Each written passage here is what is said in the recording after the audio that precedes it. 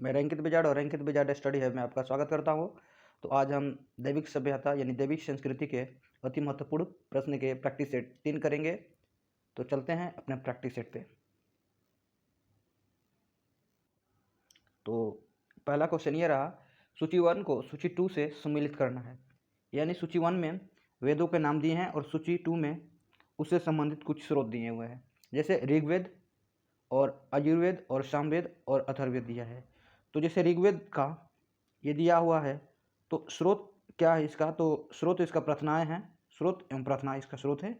उसके बाद यजुर्वेद का जो है इसका स्रोत कर्मकांड है, और वहीं पे सामवेद का जो है स्रोत वो आपका संगीत और संगीत का स्रोत है, और यहाँ आपका अथर्ववेद का जो है ये तंत्र मंत्र और वशीकरण का।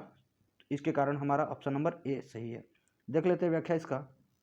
ऋग्वेद भारत की सर्वाधिक प्राचीन एवं रचना ऋग्वेद में ऋग यानी ऋग का अर्थ जो होता है छंदों तथा चरणों में मुक्त मंत्र होता है। ऋग्वेद में मंत्रों का संकलन है कि जिन्होंने यज्ञ के अवसर पर देवताओं की स्तुति के लिए यह ऋग्वेद द्वारा उचित किया जाता है। तो संपूर्ण संहिता में 10 मंडल तथा 228 सूत्र हैं। सामवेद यानी साम का अर्थ होता है संगीत यानी गान होता है। इसमें यज्ञों के अवसर पर गाए जाने वाली मंत्र का संग्रह है। इन मंत्रों को गाने वाला उद्रता कहलाता है तथा सामवेद में कुल 1549 ऋचाएँ हैं। सामवेद को भारतीय का संगीत का जन्म माना जाता है। आयुर्वेद यानी अजुर यानी शब्द का अर्थ होता है यज्ञ या आयुर्वेद संहिता में यज्ञ को संपन्न कराने में सहायता मंत्रों का संग्रह है। यह गद्य एवं पद दोनों में शामिल है। आयुर्वेद कर्मकांड प्रधान वेद है। अथर्ववेद जो है अथर्ववेद संहिता यानी मौलिक फल प्रदान करने वाली संहिता है। जो अथर्ववेद में उस समय में समाज का चित्र मिलता है। अब ये आर्यनों के अनेक धार्मिक विश्वास को अपनाने वाला ये ग्रंथ है। नेक्स्ट क्वेश्चन पढ़ते हैं। आरंभिक वैदिक संहिता में सर्वाधिक वर्णित नदी है। तो आरंभिक दैविक संहिता में यानी दैविक साहित्य में वर्णित नदी है वो हमारे नदी सिंधु नदी है। व्याख्या पढ़ लेते हैं। ऋग्वेद में 25 नदियों का उल्लेख है, जिनमें से सबसे महत्वपूर्ण नदी सिंधु नदी है, जिसका वर्णन कई बार आया हुआ है। सरस्वती नदी ऋग्वेद की सबसे पवित्र नदी मानी जाती थी। इससे नदी तमा यानी नदियों की माता कहा गया है। गंगा का उल्लेख ऋग्वेद में केवल एक बार हुआ है तथा सुधृत आजकल की सतलज नदी है, जिसको हम ऋग्वेद में सुधृत के नाम से जानते थे। Next question. उपनिषद काल के राजा अश्रवपति शासक थे। तो उपनिषद काल के जो अश्रवपति थे वो ये केकई के शासक थे। व्याख्या पढ़ लेते हैं। केकई देश के अश्रवपति नाम का राजा था, जो वह बड़ा सदाचारी तथा प्रजावत्सल और तथा उच्च कोटि का ब्रह्मज्ञानी था। उसने वैश्वनगर यानी सभी मनुष्यों के व्यापक तथा आत्मा की सफलतापूर्वक खोज की थी तथा स्वयं आत्मा तथा दर्शन की थी, और बड़े बड़े वेद पंडित को भी आत्म तत्व की दीक्षा दी थी। नेक्स्ट क्वेश्चन पढ़ लेते हैं।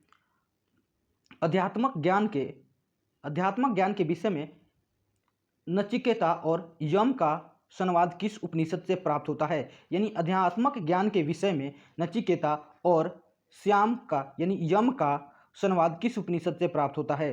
तो ये होता है कठोपनिषद एक उपनिषद है। उससे ये हमारे आत्मकथा तथा विषय निषेचन और यम के बीच में संवाद का उपनिषद से प्राप्त होता है। तो ये उपनिषद है कठोपनिषद। पढ़ लेते हैं व्याख्या। निषेचता नचिकेता और यमराज के बीच हुए संवाद का उल्लेख हमें कठोपनिषद से मिलता है। नेक्स्ट क्वेश्चन पढ़ते हैं। दैविक नदी यानी कुब्बा यानी काबुल का स्थान कहाँ पर स्थित है? तो ये हमारा अफगानिस्तान में है। व्याख्या पढ़ लेते हैं। काबुल नदी एक 700 किलोमीटर लंबी नदी है, जो कि अफगानिस्तान में हिंदू कुश यानी पर्वत के संगलाक श्रृंखला से शुरू होकर पाकिस्तान के अटक शहर के पास सिंधु नदी में विलय हो जाती है तथा काबुल नदी पूर्व अफगानिस्तान की मुख्य नदी है, और इसका जल संभार हेमामंद नदी के जल संभार क्षेत्र में उनकी दर्रे द्वारा विभाजित की जाती है। नेक्स्ट क्वेश्चन पढ़ते हैं। कपिल मुनि द्वारा प्रतिपादित दार्शनिक प्रणाली है। तो कपिल मुनि द्वारा प्रतिपादित दार्शनिक प्रणाली सांख्य दर्शन थी।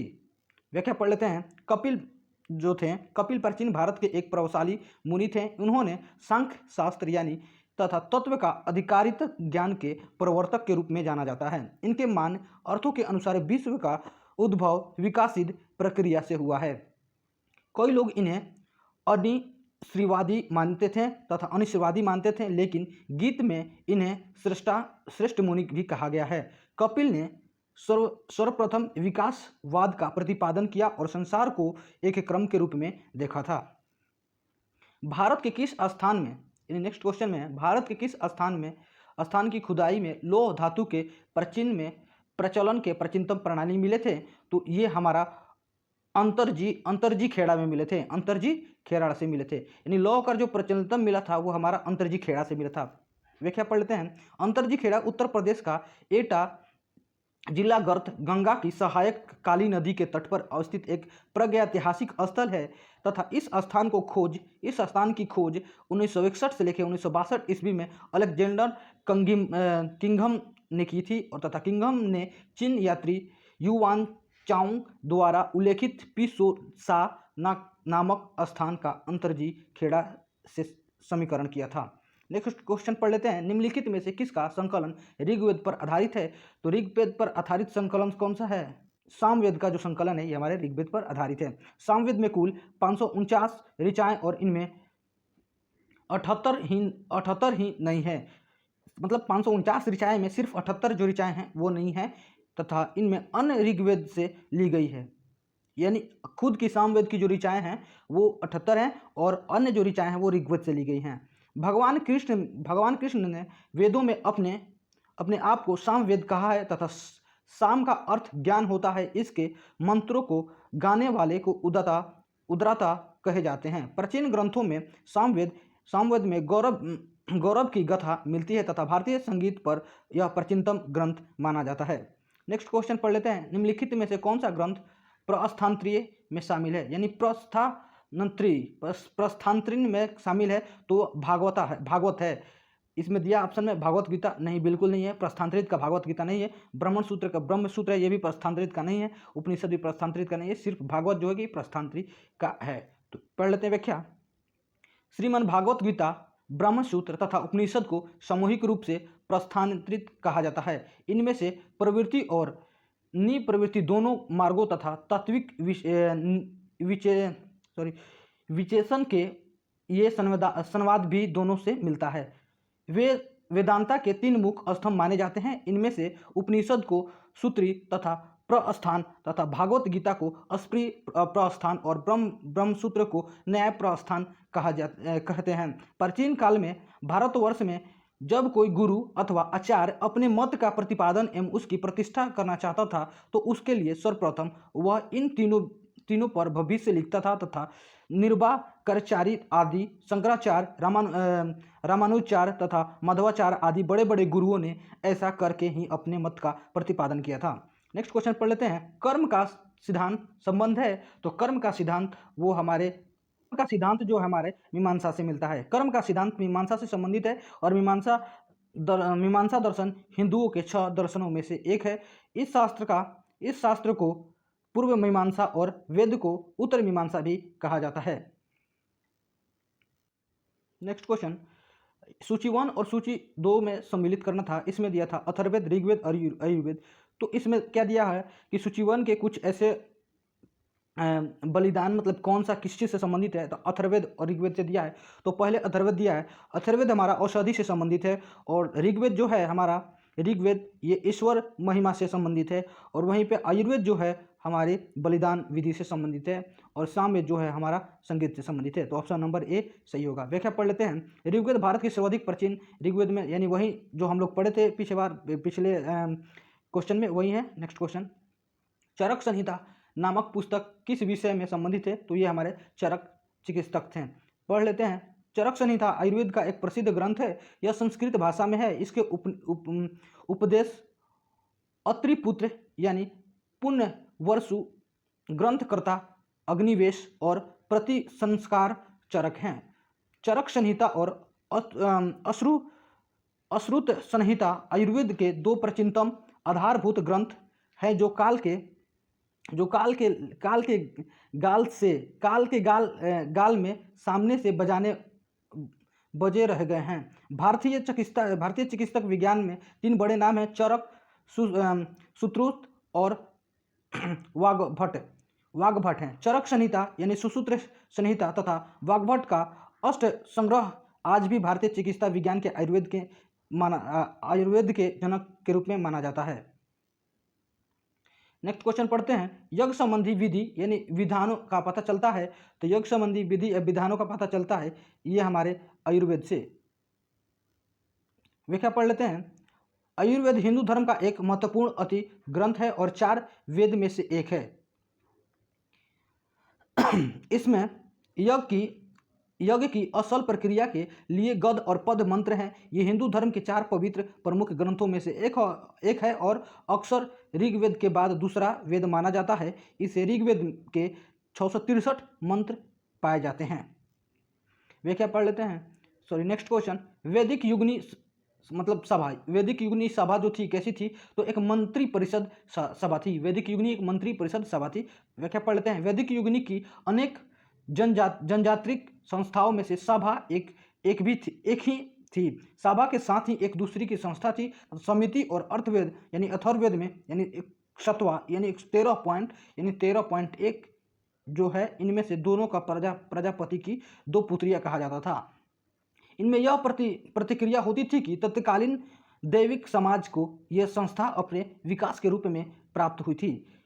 इसका तात्पर्य सभा स्थल और सभा की बैठक दोनों से ही था। Next question. दैविक युग में प्रचलित लोकप्रिय शासन प्रणाली थी, तो दैविक युग में प्रचलित लोकप्रिय जो प्रणाली थी वो हमारा गणतंत्र था। व्याख्या पढ़ लेते हैं। वैदिक काल में राजतंत्रात्मक प्रणाली प्रचलित थी। इसमें शासन का प्रमुख राजा होता था तथा राजा वंशानुगत तो होता था, परंतु जनता उसे हटा भी सकती थी। वह क्षेत्र विशेष का नहीं बल्कि जन विशेष का प्रधान होता था। सबसे प्राचीन वेद कौन सा है, तो हमारा सबसे प्राचीन वेद ऋग्वेद है। ऋग्वेद सबसे प्राचीनतम तथा भारत का प्रथम वेद, जिनमें से मंत्रों की संख्या 10,627 है। इसका मूल विषय ज्ञान है तथा भिन्न देवताओं को वर्णन है तथा ईश्वर की स्तुति भी इसे कहा जाता है। निम्नलिखित में से कौन भारतीय दर्शन की आरंभिक विचारधारा है, तो भारतीय दार्शनिक की आरंभिक विचारधारा सांख्य थे। व्याख्या पढ़ लेते हैं। भारत दर्शन के 6 प्रकारों में सांख्य भी एक हैं, जो कि प्राचीनतम काल में अत्यंत लोकप्रिय तथा प्रतीत हुआ था कि यह अदैविक वेदांत से सर्वथा विपरीत मान्यता रखने वाला दर्शन था, इसकी स्थापना करने वाला मूल व्यक्ति कपिल कहे जाते हैं तथा संख्य का शब्द अर्थ है कि संख्य असंबंधित या विश्लेषण है। इसके सबसे प्रमुख धारा विशिष्ट के प्रकृति पुरुष से ही बने होने की है तथा यह प्रकृति यानी कि पंच महाभूतों से बनी हुई है और पुरुषों यानी कि जीवात्मा जैसे चेतना, योग शस्त्रों की ऊर्जा स्रोत यानी ईडा पिंगाल शर्तों की शिव शक्ति की सिद्धांत इसके समांतर देखे जाते हैं। Next question. संख्या, योग और न्याय, विशेषिक, मीमांसा एवं वेदांत, इन 6 विभिन्न भारतीय दार्शनिक के स्पष्ट रूप से अभिव्यक्ति हुई हैं, तो ये दैविक से हुई हैं। पढ़ लेते हैं व्याख्या। संख्या, योग, न्याय, वैश्विक, मीमांसा एवं वेदांता, इन 6 विभिन्न भारतीय दर्शनों की स्पष्ट रूप से विभक्त दैविक युग से हुई है। Next question. निम्नलिखित में से वह दस्तकारी कौन सी है जो आर्य द्वारा व्यापार में नहीं लाई गई थी, तो लुहागिरी यानी लुहागिरी ये जो थी आर्य द्वारा व्यापार के रूप में नहीं लाई गई थी। व्याख्या पढ़ लेते हैं। यानी लुहार यानी लुहागिरी आर्य द्वारा व्यापार में नहीं लाई गई थी तथा इसकी उस व्यक्ति को लोहार कहते थे जो लोहा तथा इस्पात का उपयोग करके विभिन्न वस्तु बनाता था तथा हथौड़ा, छेनी, भाती अनेकों चीज़ों का औजार बनाते थे। आदि औजार का उपयोग करके लोह फाटक, ग्रिल, रेलिंग, खेती के औजार, कुछ बर्तन एवं हथियार आदि भी बनाते थे। और लास्ट क्वेश्चन है ये, यानी सूची 1 को सूची 2 से सम्मिलित करना है। उपवेद दिए हैं और तथा संबंधित वेद, यानी कौन सा उपवेद से संबंधित वेद हैं, तो पढ़ लेते हैं। यानी आयुर्वेद किसका उपवेद है, तो ये ऋग्वेद का उपवेद है। उसके बाद धनुर्वेद किसका उपवेद है? तो ये आयुर्वेद का उपवेद है। उसके बाद गंधर्व वेद किसका उपवेद है? तो ये आपका सामवेद का उपवेद है। उसके बाद और जो हमारा शिल्प वेद है यानी अर्थशास्त्र, इनका अथर्ववेद है, यानी ऑप्शन नंबर ए ही सही है। व्याख्या पढ़ लेते हैं। आयुर्वेद ऋग्वेद का आयुर्वेद ऋग्वेद का उपवेद है। इसके तर्क तथा विधांतरी हैं। इनमें से रसायन शास्त्र, खनिज विज्ञान, वनस्पति एवं शल्य चिकित्सा, विष साहित्य चिकित्सा तथा आयुर्वेद ज्ञान आदि के वर्णन किए गए हैं। आयुर्वेद धनुर्वेद आयुर्वेद का उपवेद है। इसके कर्ता विश्वामित्र हैं तथा इनमें अस्त्र शस्त्र चलाने वाले तथा उन्हें बनाने और उनमें प्रमाणित प्राप्त करने की विधियों का उल्लेख है।